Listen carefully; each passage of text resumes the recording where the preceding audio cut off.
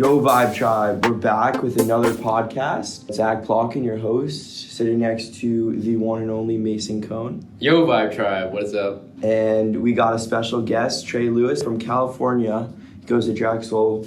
He is a sports management major and very, very interesting person that I'm excited to introduce to you guys. What's up, Vibe Tribe? How's it going?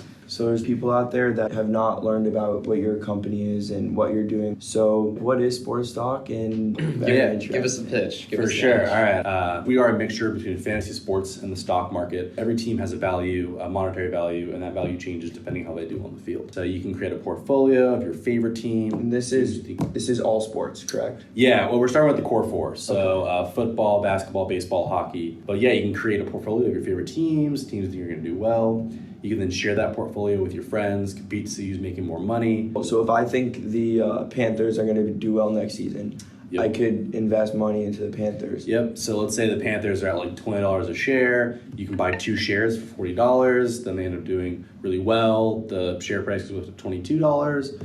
You have 2 stocks, so you've made $4 essentially. Wow, that's actually really cool. And it's all based on their performance, so it's like fantasy sport. Perfect example I use, like the Dallas Cowboys are the most expensive NFL team, but in our app, they'd be pretty mediocre because the past couple seasons they've been like a mediocre team. So how'd you come up with that? A friend of mine back in San Diego, where I grew up, is just hugely invested in the stock market. He's a business major at University of San Diego. Loves everything to do with stocks and is, like I said, heavily invested. And then I'm just a huge sports fan. I love the business of sports. And so we were talking, and we had always wanted to do a startup together. And then we just kind of put literally a list of all of our interests down. We like swapped the papers and then just kind of like compared like where we would work well together. And so we came up with Sports Talk. So he's in San Diego? Yep. So you guys are like working, you're here and he's there. That's been definitely challenging. For the most part, I can still consider him like a co-founder and a big part of the company, but I think he's kind of given a lot of responsibility over to myself, especially now that we're on Biata and we have the entrepreneurship co-op and all that going. We've kind of been on a roll, so he's taken more of a consulting role, is what we've been calling it. It's definitely was frustrating in the beginning trying to communicate with him from across the country, but we've definitely made it work. That's awesome. So have you always been entrepreneurial minded? The good question. So my dad is an entrepreneur. Okay. And I remember at like age 10, sitting around with family, and I think like maybe one of my grandparents asked me like, oh, so like, what do you want to do when you grow up? And I don't even remember my answer, but I had to do something with like being a part of a huge corporation. And my dad like kind of chimed in. He's like, well, remember, you can always work for yourself if you want. And my answer like right away was like, I don't think so. And that's like too risky. Like, I don't know if I can handle it. That's probably not for me. And then kind of as I've, grown up and evolved mentally, I just kind of realized that like there are opportunities out there for me to work for myself. And if I'm being completely honest, I actually had my last co-op, my last internship, wasn't really a good fit for me. Wasn't really, I didn't really vibe well with no pun intended. But didn't really vibe well with the management. And so from then on out, I was like, I'm gonna have to work for myself because there's just people in this world that you're gonna butt heads with, and if they're your superior, you can't ever argue with them really. So you just working for yourself is so much better. Absolutely. So through experience, you kind of learned that entrepreneurship is for you. Exactly. Yeah, that's very cool. So how was the process of like actually becoming an entrepreneur and like actually starting your own venture and building a team and business model and all this like entrepreneurial things? Yeah, I was lost for sure from the first couple weeks. Luckily, I took a couple classes with the Close School of Entrepreneurship, so I definitely got to understand how some of these things were built out. It was a lot of Googling, if I'm being honest. Same here. Yeah, how to build a business plan. What do these terms mean, right? What's an angel investor? What is like a run rate? What are all these things that have to do with a startup and a business? So it was a lot of self-learning as well as learning here at Drexel. But yeah, I would say about a year ago, if not a year and a half ago, I knew almost nothing about entrepreneurship. What led you to coming to Drexel? We actually had a representative from Drexel come to my school in Southern California. There's a couple reps out there that just do all of California up and down the coast. But she came and she spoke to this to the student population, and I honestly didn't know anything about Drexel, didn't really know anything about Philadelphia or the East Coast in general. So she told us about Philly and Drexel and how it's, kind of one and the same, right? Very integrated, and things about the campus and about what we'd be doing. She talked about co-op, which I thought was amazing. I actually came from a STEM school, and it was project based. So I love that. Oh yeah, it was phenomenal. So I saw a lot of similarities with Drexel and with my high school, and I fell in love with that just because I really enjoyed what we were doing in high school. And everything that we did in high school was could apply to the real world and real world applicable. So everything here is the same. Absolutely. So it was just a perfect fit, honestly. And then I came out to visit the campus with my mom. I saw a couple other campuses on the East Coast, but just fell in love with Drexel instantly. So it was a perfect fit, honestly. Did you think you were going to start a company when you came here? Definitely not. Actually, a friend of mine that I went to high school with also came out here, and she's in Biota Paris. I don't know if you guys have... Biota Paris. She's just B-Books. So I don't know if you guys have interviewed her yet. You should. Amazing person. Okay. But we actually went to high school together, and then we came out here to Drexel together. It just happened by coincidence that we ended up doing that. Really good friends, and she was always a part of the close school, and she was always had that entrepreneurial mind. But she kind of got me into it, and I caught the bug. So I ended up kind of following her into the entrepreneurial role. So that's how you discovered the close school. Yep. Awesome. I know that you mentioned that when you first came to Drexel, you were a mechanical engineer. Yep. Yeah. So when I came to Drexel, for all my schools, I applied as a mechanical engineer. I loved math and science, and I should say I really loved the engineering parts of math and science. I ended up kind of understanding it really easily. It kind of came to me naturally. So when I came to college, that's just what I wanted to do. It was funny because most everyone back home was confused when I said I was going to be a mechanical engineer, because they were like, yeah, you're very sociable and you love talking to people, and that's just not how engineers' minds work. Yeah. And I was like, no, it's fine. You can do both. But anyways, after the first term here, I realized that it wasn't for me. There's just a lot Took one more. term. Exactly, it only took one term. There's a lot more that goes into engineering that I either didn't realize or I chose to ignore. But pretty much I learned it really fast, just because math and science comes naturally to you, and you happen to be good at it. It doesn't mean you like it.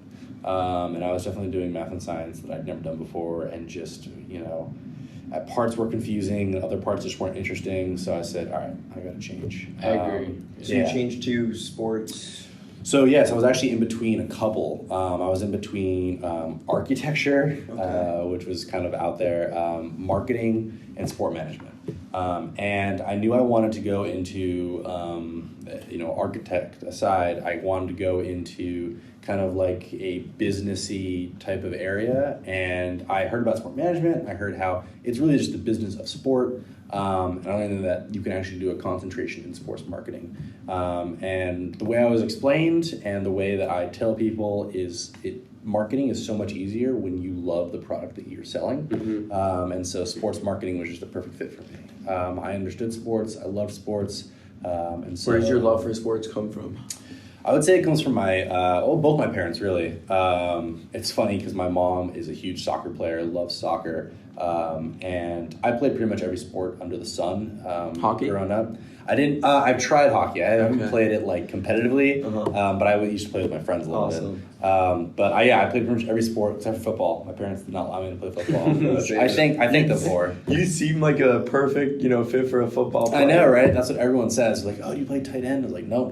Honestly, I came here thinking that you were like. Yeah. No. I was gonna ask you if you played football. Yeah, no, never played football. But one of the sports I played was soccer. My mom's a huge soccer player.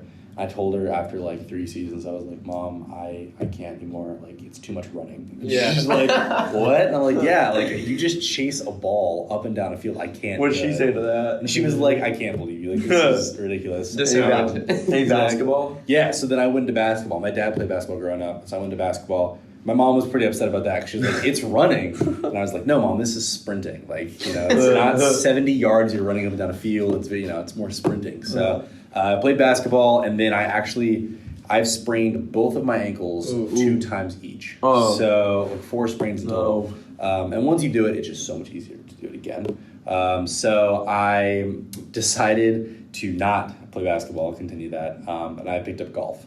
And fell in love with golf. And was actually going to play here for Drexel's team, but the idea of being a student athlete is crazy, and I respect those who do it because it's way out of my league. Yeah, I gotta respect that. That's way out of my league. I think it's made me focus more on like what matters, and it takes like some of the stuff that I don't really need to be doing, like distracting stuff, and I have something to do. Yeah. I feel like it's kept me focused in some sort of way. For sure, and that's what a lot of athletes tell me. They're like, yeah, I mean, it's crazy hours and hectic, but like I've never felt more like disciplined, and I've never loved hockey more than, like, my love for hockey has grown, I would say 100%, and like I love it. I love it. Yeah, that's awesome, man. I mean, and I still love playing golf. And do you go out on the greens? Yeah, definitely. I try and get out there as much as possible. My dad actually shipped out my clubs here, so I can play pretty often. But it's not like San Diego where you can play like in January, right? Yeah. So you gotta pick and choose your days for sure. Same with like Florida too. Like you're always able to go and exactly do something. I've actually never played golf. Really? I've gone to the driving range many times, but I've never actually played. People always ask me like why do you play golf? It's so boring. And I'm like, I honestly just go out for the nature, man. Just like being surrounded by woods. I feel like the smell. Oh yeah, fresh air. Like that's definitely why I love playing. And I mean, golf is like the sport of business. Exactly. Yeah. So I've had very, very successful businessmen give me advice. Get into golf. Yeah. Because they've, like, just from their own experience, they've used golf to have countless business meetings, make connections, and it's a way to, like, relate to your business associates on, like, a personal level, Definitely. I mean, So when can you take us to go teach? Can you teach us? Yeah, for sure. We'll definitely have to get the links. That'd be awesome. I'm, like, not very good at golf myself, but, I mean, I've tried a couple times. I want to keep trying and see how I am. It's definitely like, it's very frustrating because it looks like it'd be easy just to like whack a ball, but it takes so much more like mental strength to, it's definitely hard, but it's I love it.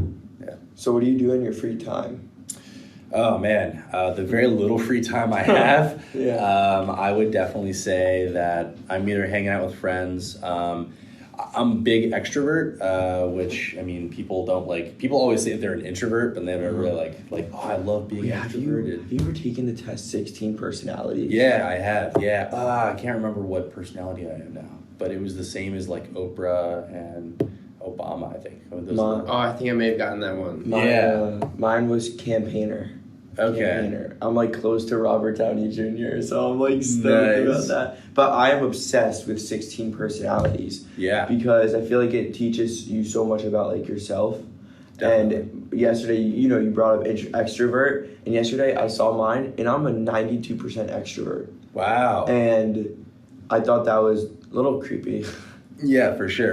I think I'm floating around like 70% extrovert. But I love hanging out with friends, and that's how I like kind of unwind. Like most people like would just want to be like cooped up in their room watching Netflix, like doing nothing. But I just love like just hanging out with my friends and just kind of chilling out with them. I definitely my free time Netflix, read, kind of do alone stuff too. But yeah, excuse me. Definitely like on a night like tonight, gonna go chill with friends.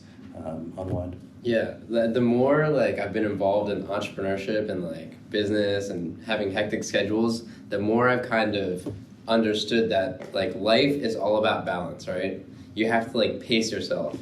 And even though like the idea of like staying up till 5 a.m. working every night like seems cool, and then you kind of like think you're being productive, in reality it's like you're kind of like holding yourself back because the next day you're all burnt out. Definitely, man. Yeah. So like you gotta give yourself the time to hang out with your friends and unwind and like have some alone time and stuff, just to maintain like your own like physical body, but like your mental sanity as well. Dude, definitely. And that's something that I learned like right off the bat with this entrepreneurship co-op, because I like have never worked for myself like full time. Yeah. And so like It's crazy. Oh, it's like so a crazy crazy concept. Yeah. And like the first 2 weeks, honestly I was just trying to figure out time management, because I have all these tasks with 0 due dates, right? There's no one telling me it needs to be done by next Thursday, right? It's just like whenever you get them done, you get them done, and the product we have could launch tomorrow. It could launch in 10 years. Like there's no like due When do you date. expect to launch? So hopefully we'll launch. I have like a timetable on it. So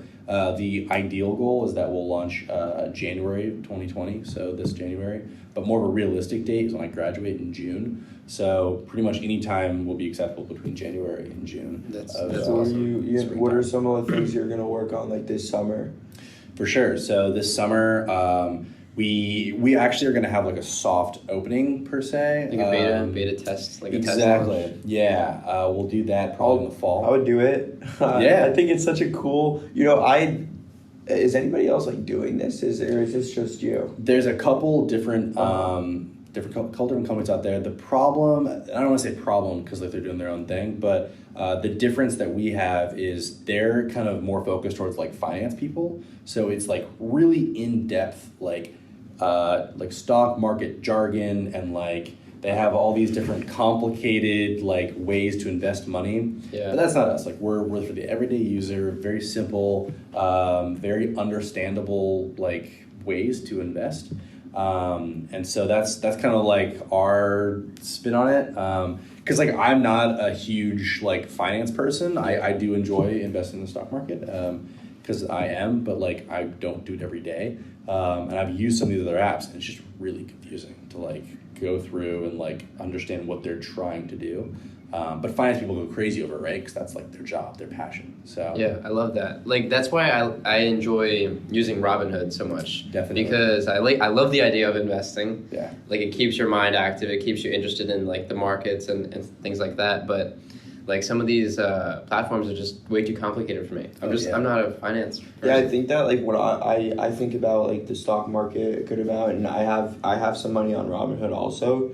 And I feel like Robinhood's like a good place for me to start. Yes, And then definitely. down the line, I'll go to a different brokerage. So, what are some things we could expect from you in 6 months? Definitely. So one thing that when I talk about kind of like being a little bit different than our competitors as well, we have kind of taken like an analysis of all of the quote unquote sports companies out there. And we've been looking at like DraftKings and FanDuel, which are 2 very successful fantasy sports betting apps.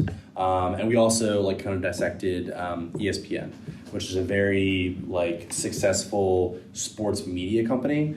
And granted, they're kind of dying off a little bit right now, but they are still definitely like the big dog when it comes to sports media. Mm-hmm. And one of their biggest, I guess, platforms is their fantasy. Now you can't bet on ESPN Fantasy. It's all just for fun. Exactly. And you're able to like do like the betting, right? Like with the stock market. Yeah. Sports betting has been legal now for I want to say a little over a year, maybe a year and a half now. So yeah, it's all legal. But one thing we noticed is like ESPN's been really successful. These guys have been really successful. So when we combined it, right? Mm-hmm. So we're gonna actually have sports media on our page. We'll have analysts breaking down the game, telling you which stocks to invest in. So going back to like the convenience of that everyday user, you can go on our site and you can have someone talking about the game last night and talking about your team, and they're saying, this is the next biggest team, stay invested in them. If you're not, invest in them right now. And then literally right next to the video is a button that you can like click to invest in that team. So it's all very easy, very intuitive, and we help you along the way. How do you make money?